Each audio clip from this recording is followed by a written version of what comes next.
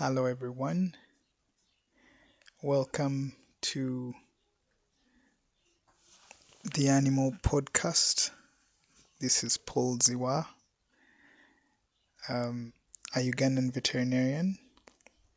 It's yet another Friday and very excited to be here. I always wait for the Fridays so that I can share something about animals in just 10 minutes. Yay! Um, I hope you're well over there. Personally, I had a slow week. Quite ill health, but I'm much better. Was under the weather, and probably over the weekend I'll be 100%. Yeah. Today, so we've been doing puppies the last couple of podcasts. Today we're going to still do puppies and maybe dogs in general, but I thought about sharing about accessories.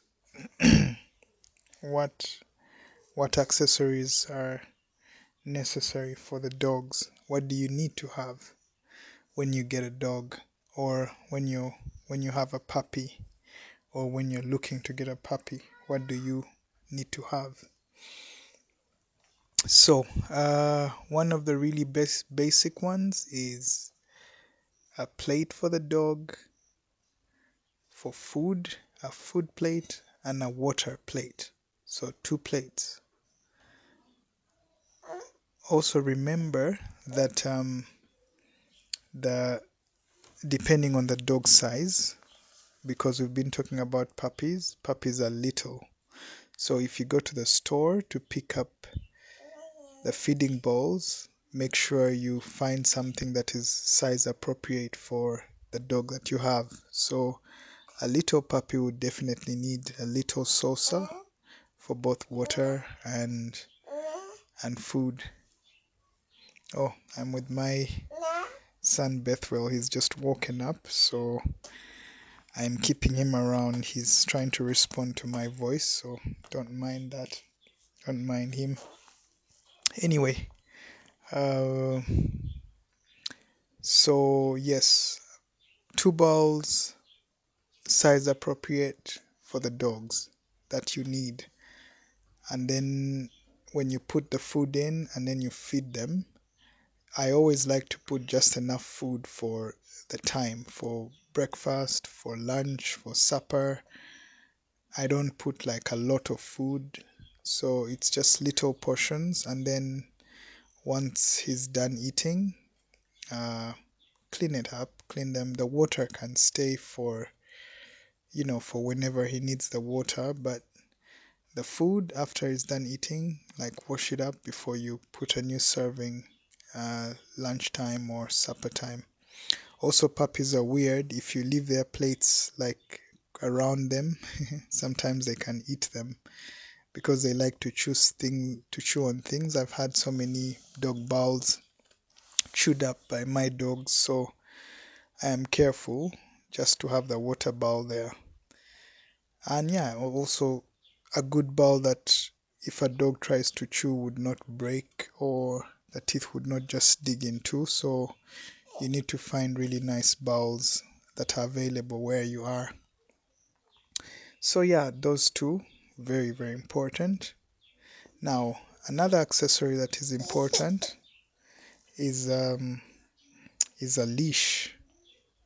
But before you get a leash, you must get a collar, a dog collar.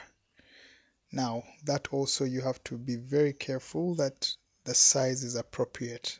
So know your dog, walk to a good dog store, or usually stores around, but also you could feel and see when the dogs are little, the toughness doesn't matter that much, but as they grow bigger, if you buy a weak one, then it will break every time you try to walk the dog.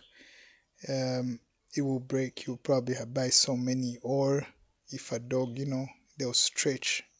So find a very appropriate one. They are not easy to find, but they are available.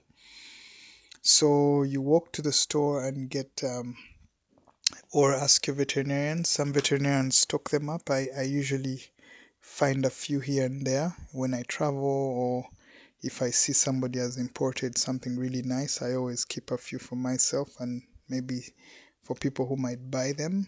So yeah, but size is important. And then as the dog grows, also how tough the how tough the material is. So you have to look at it and say, oh, this is a very good material. So it has to be very little, very small. And then finally you have to get a leash that attaches to the collar, to the dog collar. So also as a puppy, you've got to make sure that it's really light. The lighter these accessories on the dog, the better for them. So make sure it's a light one. I remember I used to stock up for puppies. They were quite like laces, you know. That's how thin and narrow and light they were for really baby puppies of 3 months, of 2 months, you know. And then adjust them accordingly, especially the collar. Make sure it's fitting well, that it won't slip out, but also that it doesn't choke the dog. So it shouldn't be very tight and it shouldn't slip out of the head. So it should be just the right size. So when you get there, look at it and figure that it fits the dog, and then yeah, get them. So you need 2 plates, you need um, you need you need a collar, and you need a leash. Then you also need some toys that the dog will play with. Dogs love to chew. They really love to chew. So a chew toy is appropriate there, and balls. So a chew toy and balls, not so many, just a bit. It helps with the boredom. When they're bored, you carry those. I mean, you bring them, and sometimes they have a favorite one. There's a dog I'm boarding now. He was sick. Okay, not boarding, like he was hospitalized, but he just had this favorite Kong, or has his favorite Kong. So when I take it out, he like really brightens up, you know. So that's what's amazing with those toys. So he's doing well actually. So tomorrow I'll take him back to his home. But I mean, that's how special toys are. For the collar, you could also consider the the the ones where the braces, where they go over the chest.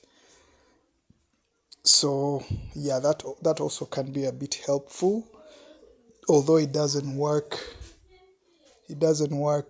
for training purposes, because training purposes the dog has to learn that we are walking and I don't pull, or you know. But you could do that. Also, you could get some braces that just go around the body. They are better. They have less health risk, because somebody can easily pull badly, and then the collar, around the neck collar, can easily injure the puppy or something if they're not careful. But the braces have a more support from the whole body, so it's more firm and everything. But I like to start with collars until the dog learns that when we are walking, I don't pull. Okay, our time is up. We'll talk more next Friday, and the Fridays come very quickly. So I hope someone picks something from what they need for the accessories. Enjoy the weekend, and bye bye. Blessings.